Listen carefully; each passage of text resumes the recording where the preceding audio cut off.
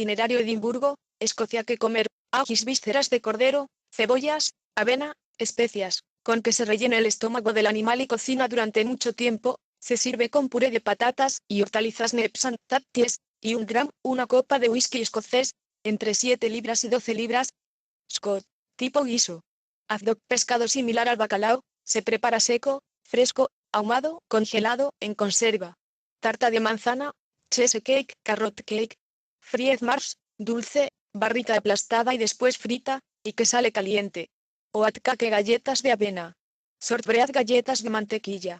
Chips, super porción de pescado con patatas, y se acompaña de una bebida. Sopa de guisantes. ¿Dónde comer? Evitar el barrio de Leyte de noche, sobre todo entre el extremo de Leyte Balk y los muelles. The Lepant. The Royal Oak. The Aconbrodies Tavern. The Mosque Kitchen, bueno y barato. The Standing Order, mercado de Stockbridge, mercado Farmers Market a 9 a 13 o Imporas Market Agis desde 2.95 libras, TP Market Tarta 1.60 libras, Bistec 2.50 libras, Maison de Mog y café de gatos.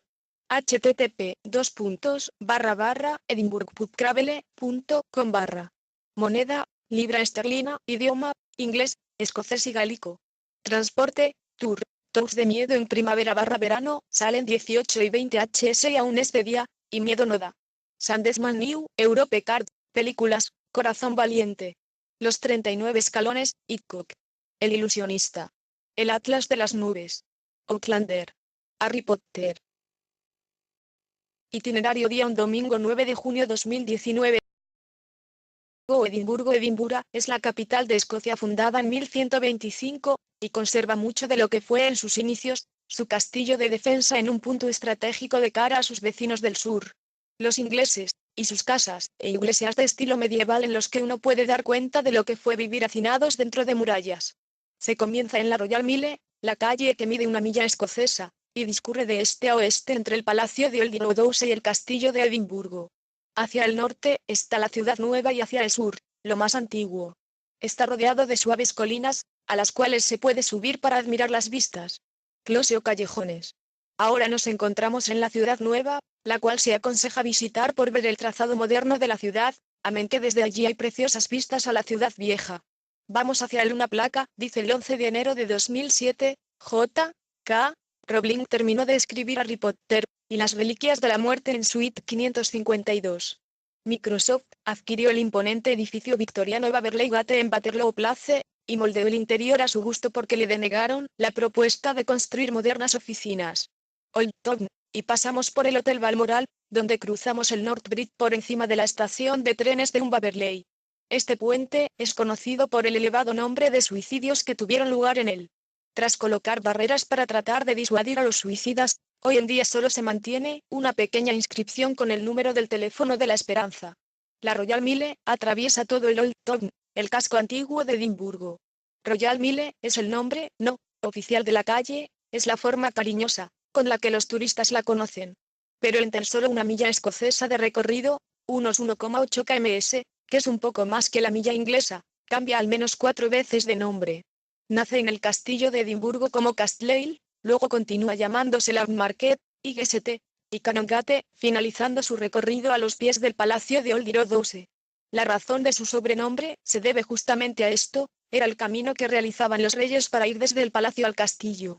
A lo largo de la Royal Mile, nos encontramos con restaurantes y tiendas de souvenirs por doquier, hostels y albergues, pasadizos y calles angostas que bajan hacia patios cerrados, escondidos y misteriosos. Buscar los letreros fantasma que publicitan en negocios que ya no existen. Vamos hacia la Royal Mile, donde se llama IGST por Northbridge. Hacia la izquierda, se encontraban las murallas que protegían la ciudad vieja y que pocos se atrevían a cruzar. Hoy, adoquines dorados marcan el punto exacto en el que terminaba la ciudad, y justo enfrente, un bar con el nombre del lugar, The Worleseng, y hacia la derecha por la Y llegamos a donde está la pequeña iglesia de Tron, donde el fin de semana hay un mercadillo. Como les gusta a los escoceses convertir iglesias en otra cosa, y en esa conjunción de calles, podemos observar, a un lado y al otro, el North Bridge y el South Bridge. El North Bridge se ve que es un puente que pasa por encima de la estación de trenes de Waverley. En cambio, el South Bridge pasa un poco desapercibido entre tantas casas, Solo si se presta un poco atención, uno podrá ver una especie de balcón que da a la calle que pasa por abajo y los edificios de 10 plantas que aún vienen de antaño. El puente pasa por entre los edificios, haciendo que estos tengan doble entrada en varios casos, por la parte de abajo y por la parte de arriba. Si se hace un tour del miedo, se visita uno de estos edificios, que está un poco abandonado, y se puede uno imaginar cómo era la vida allí dentro. Continuando la calle, detrás de la iglesia, nos encontramos con el Tres Mercat Cross, una suerte de monumento cuyo uso principal era de escenario para los anuncios importantes que el pueblo debía saber, como por ejemplo decisiones parlamentarias y proclamaciones de los reyes, a la vez que castigos públicos para ladrones. Si bien el Parlamento no se encuentra más enfrente de esa plaza, aún las proclamaciones más importantes se realizan aquí. En la punta de esta cruz se encuentra un unicornio que, al tratarse de una criatura que no existe, no se puede domar, un pueblo indomable. Esta figura la encontraremos a lo largo de Escocia. Enfrente de la cruz de Mercat, se encuentra el ayuntamiento ver las manos de personalidades como las de J. K. Rowling entrando al patio a mano izquierda, y al lado, el mítico Mary King's Closet que está abierto al público como atracción turística, previo pago de la entrada. Dentro uno se puede encontrar con miles de historias acerca de cómo vivía la gente en la era medieval, hacinados, afectados por la peste, fantasmas que dicen que aún rondan esos callejones, asesinatos y muertes misteriosas. Hay un tour por el laberinto subterráneo, Rondanie, una niña que llora porque perdió su muñeca hace cientos de años. 4 Sandhill es el patrón de Edimburgo y la iglesia en su honor se encuentra en pleno centro de la ciudad. Si bien muchos dicen que es una catedral, no lo es oficialmente en el presente. En la foto, se puede observar su característica cúpula en forma de corona real. A esta iglesia se la considera una de las principales en el presbiterianismo, donde la iglesia es administrada por un consejo de ancianos. Se puede visitar y es de acceso gratuito. Buscar el ángel que toca la gaita en la capilla del Cardo para tener suerte. Justo enfrente de la iglesia, se encuentra el corazón de Midlothian, sobre el suelo, de piedra adoquinada. Tiene una curiosa costumbre para los turistas y es que al pasar por allí hay que escupir para volver a Edimburgo. Seguimos, y nos encontramos con la estatua del filósofo escocés 5 David Hume. El pie de Hume asoma entre las ropas y su dedo está desgastado. Esto es porque los estudiantes que pasan por allí le tocan el dedo al pasar para tener suerte en los exámenes. Llegamos a la Lab Market y empezamos a caminar entre tiendas. Llama la atención que en las tiendas de souvenirs, lo que más hay para la venta, son las famosas faldas escocesas en verde, rojo y azul. Pero obviamente se puede conseguir de todo, postales, imanes, llaveros, camisetas, pequeños botellines de whisky, etc. Se pueden ver edificios originales de lo que era la ciudad en épocas antiguas. Eran altos edificios, porque gran parte del Old Town se encontraba dentro de las murallas de la ciudad y al estar amontonados, no les quedaba otra que construir hacia arriba. Así que las casas son altas, pero no hablamos de un par de plantas, hay partes de la ciudad que hay cerca de 10 pisos. Entre medio de los edificios está lo que se llama close, que son pasajes angostos y semioscuros que conducen a los patios de las casas. Tomamos uno a la derecha y nos conduce al 6 Museo de los Escritores, cuya entrada es gratuita y es una oportunidad de ver una de estas casas por dentro. Está dedicado a los 3 principales escritores escoceses, Robert Burns, Sir Walter Scott y Robert Louis Stevenson.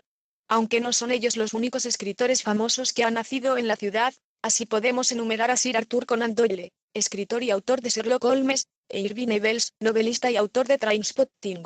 Aunque también ha pasado por aquí J. K. Rowling, creadora de Harry Potter, quien empezó, el primer libro de la saga en un café de Edimburgo llamado The Elephant Coffee, con sus inscripciones en las paredes del baño. Robert Burns fue un gran poeta que escribió sobre las costumbres del país en el idioma local, y no en inglés. Sir Walter Scott escribió varias obras literarias, entre ellas Ivanhoe. Además era abogado y juez. Robert Louis Stevenson también tuvo obras muy populares, como La Isla del Tesoro, y El extraño caso de Dr. Jekyll y Mr. Hyde. Incluso ha escrito muchos poemas de los cuales los viajeros sacamos frases póstumas. Como ser, there is no foreign land, it is the traveller only that is foreign, and no band again, by a flash of recollection, lights up the contrasts of the air. For my part, uno travel not to go vere, but to go. Uno travel for travel sake.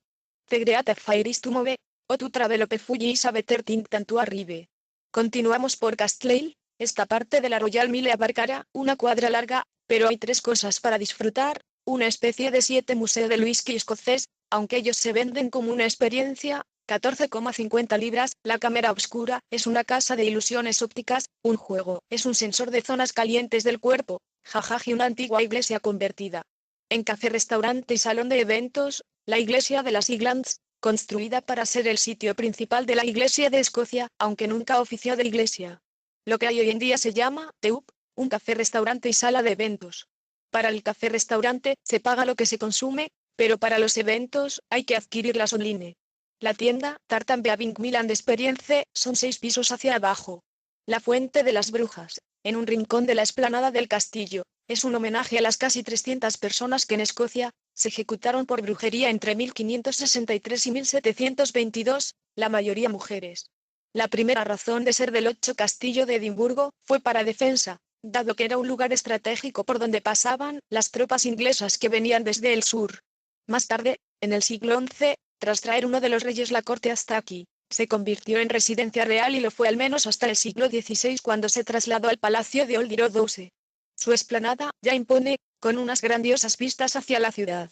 Para entrar al castillo, hay que cruzar un puente y pasar a través de una enorme puerta arcada, flanqueada por 2 guardianes tallados, nada más y nada menos que Robert T. Bruce y William Wallace.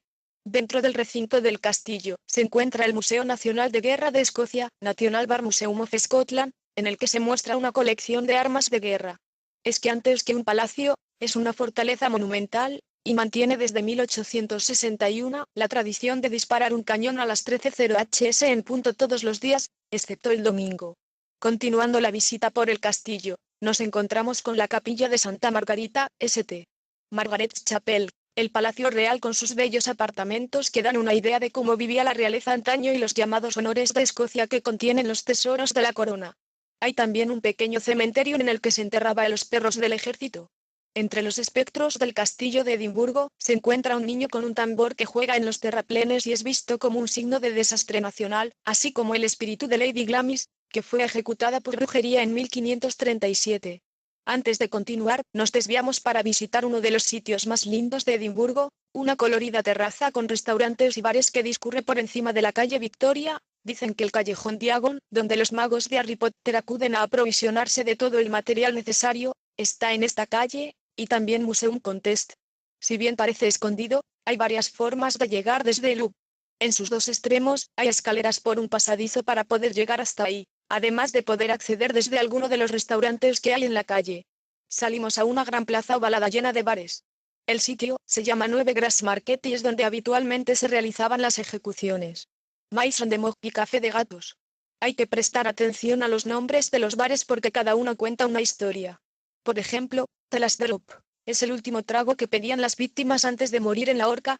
Maggie Dixon mató a su propio hijo, la ejecutaron y sobrevivió a la horca. Al darse cuenta, quisieron volver a colgarla pero al final la perdonaron. Todavía se puede observar una plataforma redonda en el mismo sitio donde estaba la horca para colgar a los condenados a muerte. Cerca la Central Library y la Capilla de la Magdalena con sus vitrales de colores.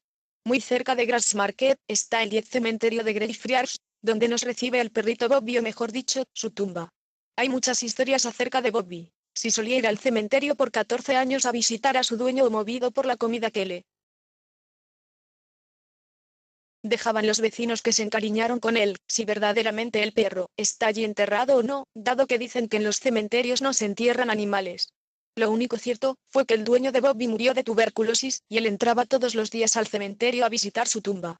Adentro del cementerio, entonces, se encuentra la lápida conmemorativa al mejor amigo del hombre, y afuera, una pequeña estatua que se aconseja no tocar.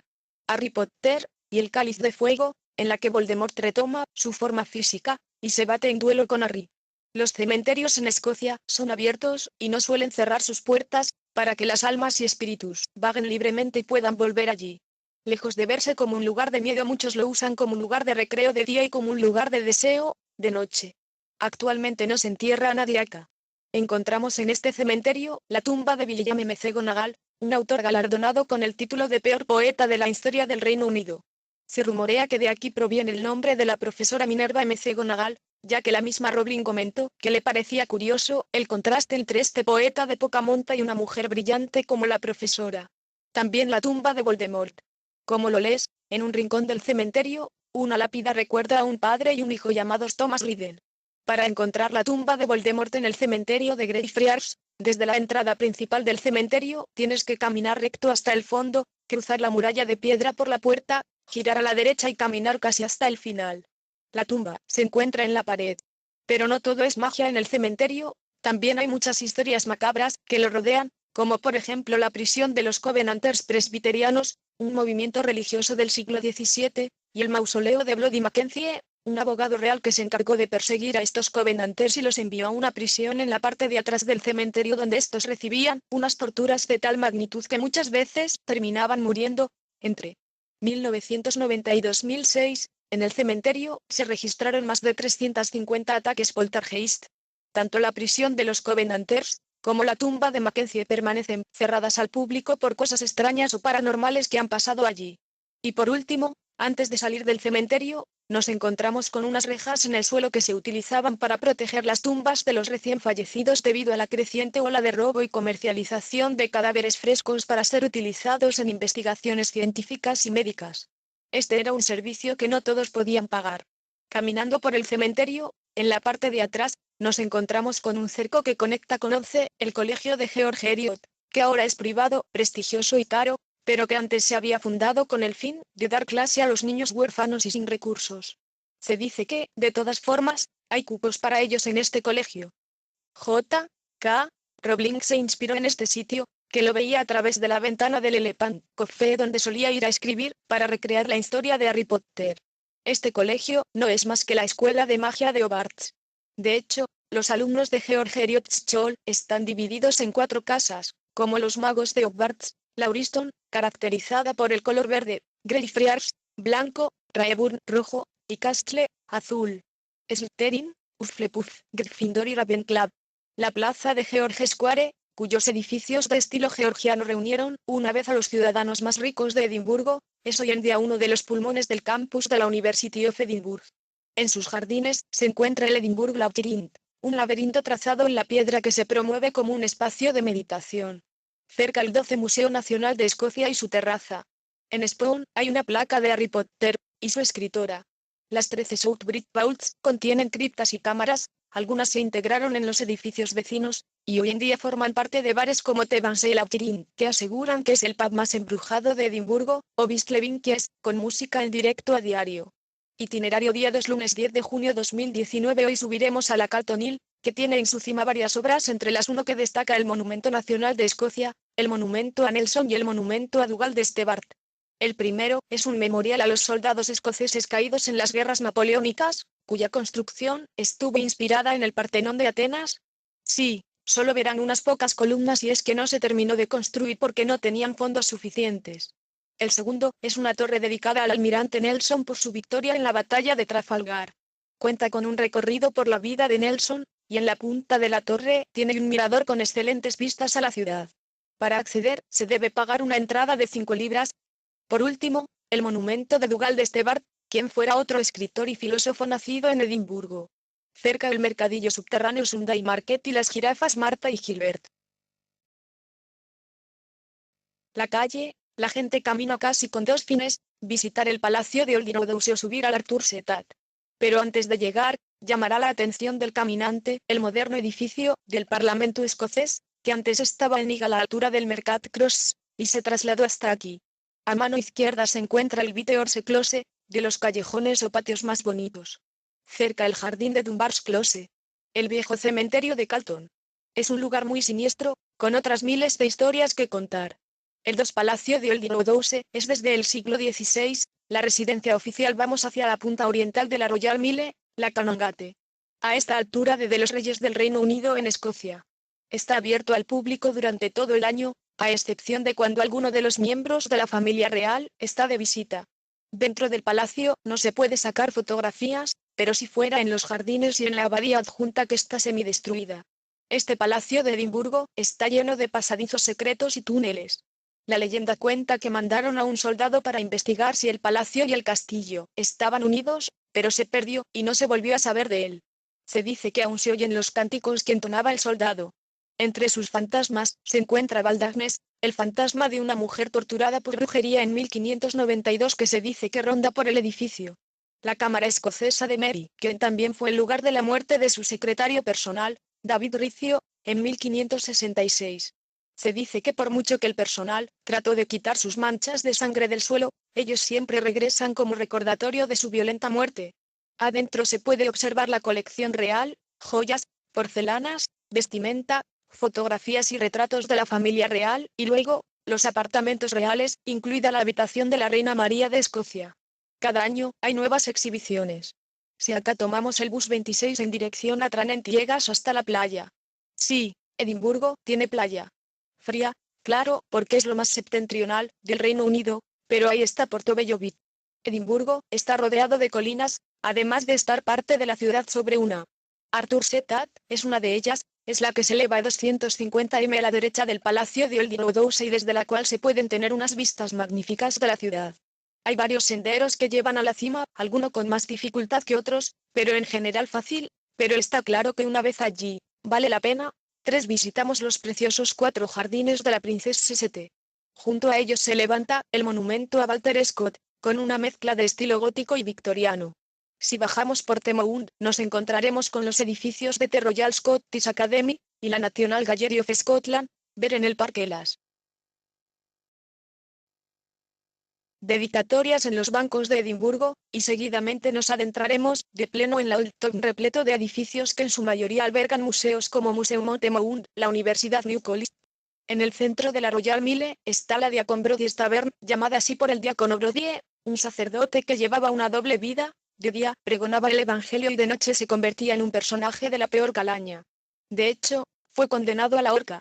Este personaje le sirvió a otro ilustre escocés para escribir uno de los relatos más conocidos de la literatura de terror, el Dr. Jekyll y Mr. Hyde. Sí, Robert Louis Stevenson también era escocés. De hecho, se puede visitar su casa. Está en Eriotrop, en pleno centro de la New Town, en una zona verdaderamente elegante de la ciudad, junto a la King's St. Volviendo al New Town, paseando por Rose Street, un compendio de callejuelas simétrico cargadas de comercios y restaurantes, y por supuesto por George Street, la zona más aristocrática de Edimburgo. Ambas calles son paralelas a Princess Street. The Standing Order. The Dome, situado al final de George Street, uno de los edificios más emblemáticos de Escocia. Desde allí nos dirigimos a 5 Stockbridge, el barrio bohemio y pijo de la capital escocesa. Es un buen sitio para cerrar el día de caminatas por la buena cantidad de bares y restaurantes que os encontrarás. Mercado de Stockbridge. Pasear por los Meps de Circus Lane donde se divisa la torre de la iglesia de St. Stephens. St. Bernard's Bell, según la leyenda, San Bernardo llegó enfermo a Edimburgo en el siglo XII, y tras beber del agua de un manantial junto al río, recobró la salud. Cerca la bella Anne Street. Acércate al 6 de Anne Village. Es una zona muy desconocida de la ciudad, pero verdaderamente preciosa. El de Anne Village es una especie de pequeño pueblecito en medio de la naturaleza, a orillas del río Lake.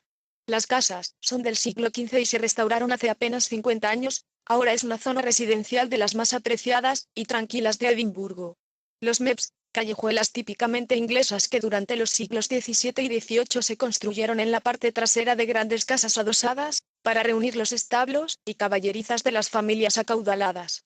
Si te quedan energías para vivir la noche escocesa, los pubs son tu mejor opción. El célebre The Royal Oak es uno de los bares más conocidos de Escocia, y está además ubicado en pleno centro de la Old Town, concretamente el 1, Infirmary St. En este bar además son frecuentes las sesiones de música en directo, incluso improvisadas, lo que le da un plus al local. The Mosque Kitchen. Lejos 7 Craigmillar Castle Outlander.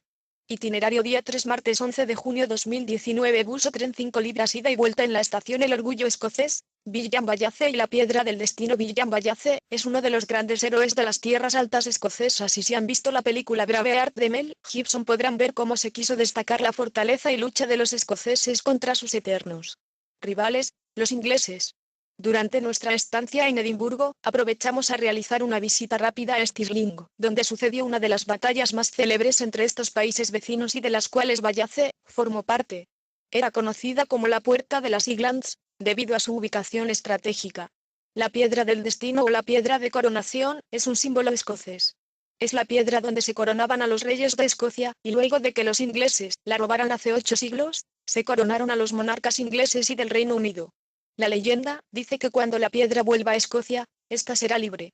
Si bien se devolvió en 1997, Escocia no ha sido lo libre que uno puede pensar, pero igualmente han pasado un par de cositas curiosas a lo largo de todo este tiempo. Asterisco en 1296, los ingleses roban la piedra, pero de todas formas, siguieron habiendo reyes en Escocia.